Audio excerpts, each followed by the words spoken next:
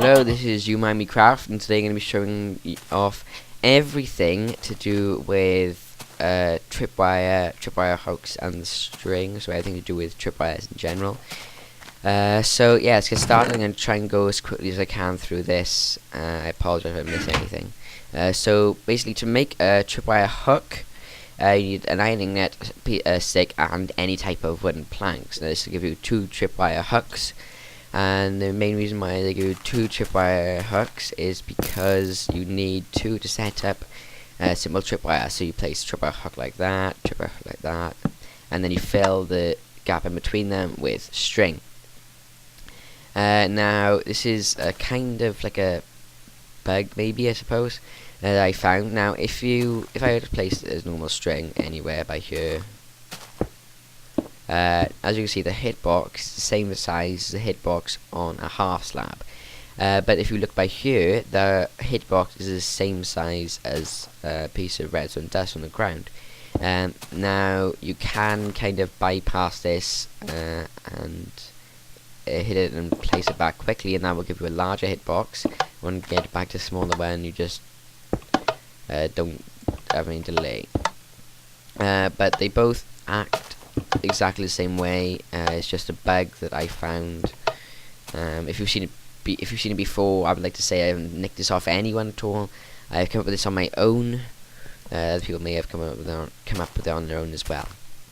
Now, if I go back to the tripwire hooks itself, now there are 4 states the tripwire hook can be in.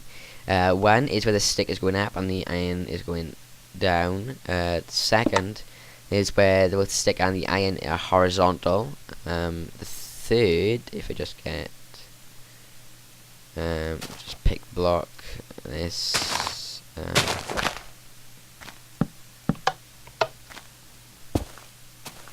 and get a testificate in here. There we go.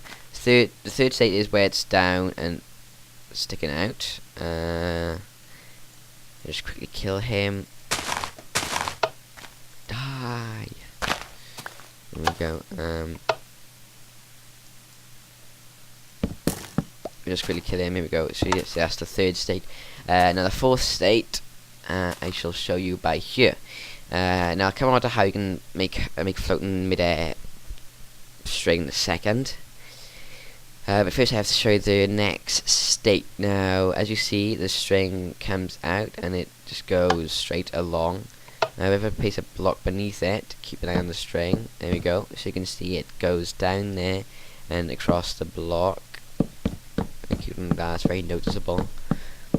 So the stick and the iron ingot doesn't actually move itself. The string coming off it does. So now I show you how to make floating midair string. Now you can't place string on top of a block and just throw the block beneath it because the string just pops off.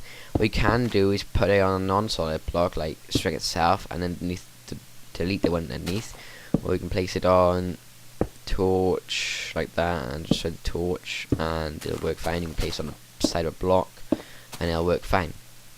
I'm going to walk through this now, and it activates like any normal tripwire. But if I place a block beneath the string that's already floating in mid-air, that will also pop it, which is strange. Now there is a bug where if I place a block beneath this which pushes the string down, they will come out of line with the texture of the string by there. Now if I walk through this is very peculiar. Keep an eye on the torches. Yeah, there we go. So you can hear the sound of an arrow hitting the ground. That means it's been deactivated. But the string itself stays there and doesn't actually power anything. All that happens is it disconnects from the tripwire itself, and now to reconnect it, you destroy these 2 blocks, and you have to walk through it again. There we go, and it hooks it up, which is very strange, I think. Very strange. So here I have a setup so you can see that the string can actually intersect. So if I stand over here, these 2 pistons power. If I stand over here, those 2 pistons power. And if I stand right here, which is in the middle of all of them, they all power.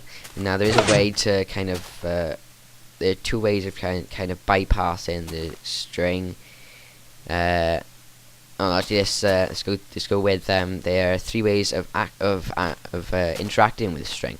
First way is destroying the string, which sends a signal. Second is walking over it, and the third is with the shears. The shears will effectively disarm it, like the bug, which you disarm it if you walk through with 2 blocks on either side.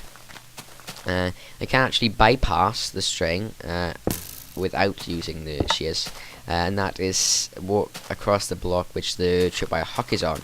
Now I think they should fix that, because if you look, the string actually goes halfway onto the tripwire hook, so I think you should be able to activate it by walking across it. But there's one easy way of fixing that, and that's having it down so people cannot walk across it if you're on adventure maps or so on and so forth. Now by here I have still things set up so to show you that tripwire itself can actually go 20 blocks, but the string can only go 18 blocks. So the string itself can reach 18 blocks and it will power like that. The tripwire hook acts exactly the same, but with powering redstone as a lever does. And as you see, the lever puts power through the block it's on, and also through redstone that's directly connected to it, just like this. So through the block it's on, directly connected to it.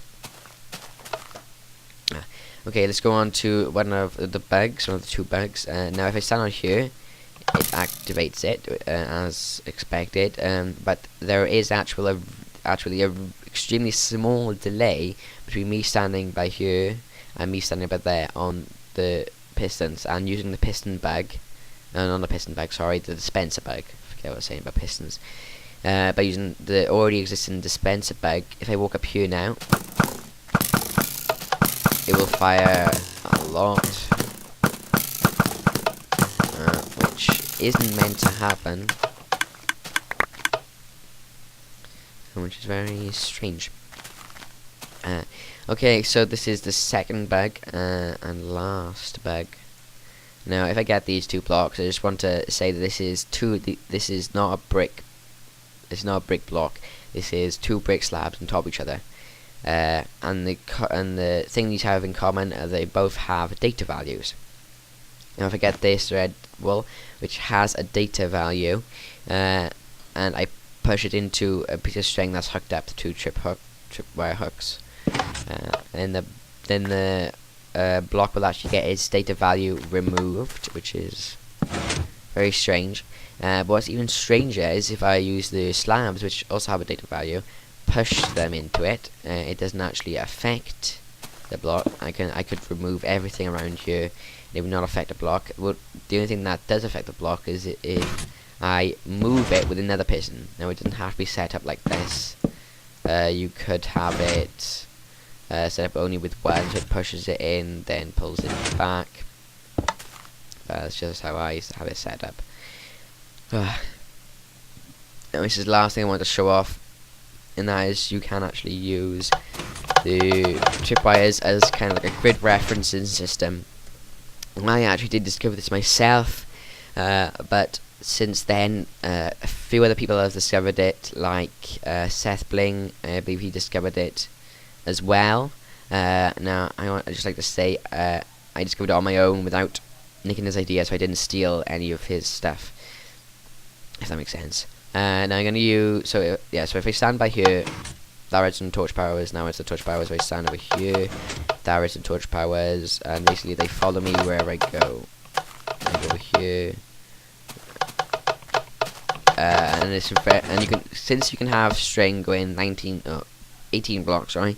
You can have an entire room set up like this, and it's a very effective way of telling where the player is. It would be very useful for adventure maps, like ambience, with no blocks, maybe when they're about to go into like a cave. I don't know, but you can have it as different systems. Now I'm going to use a villager to show off 2 different ways in which I found that you can tell whether mob is or player. Now, because this is power, this shows me he's in the central thing here, and if I just give him a nudge, now he will actually power this one, which shows he's in this row. Now this may look a bit complicated, and it will get lot complicated the more of these you have. So I have hooked up this system by here, which basically allows you to determine where the mob or player is. And let's take this row for example. Now this torch is powering this redstone, and this redstone can only go 15 blocks, as we all know. So this is 15 blocks away from it. So this is the last block it can power, and therefore powers this piston. But it does not power this block because this block of redstone right by here is 16 blocks away from the first torch. So that means each torch can only power the piston which is in line with it, because it's the closest. Now this may look a bit long and stupidly long, in fact, but here I have had it set up. I got it set up so it hooks around, so it doesn't have to be in a straight row. So that actually makes it a lot more compact and could actually be used in adventure maps. So I think I covered everything. If there's something I missed, please leave us a comment. But yeah, please comment, rate, and subscribe. Hope you enjoyed watching, and goodbye.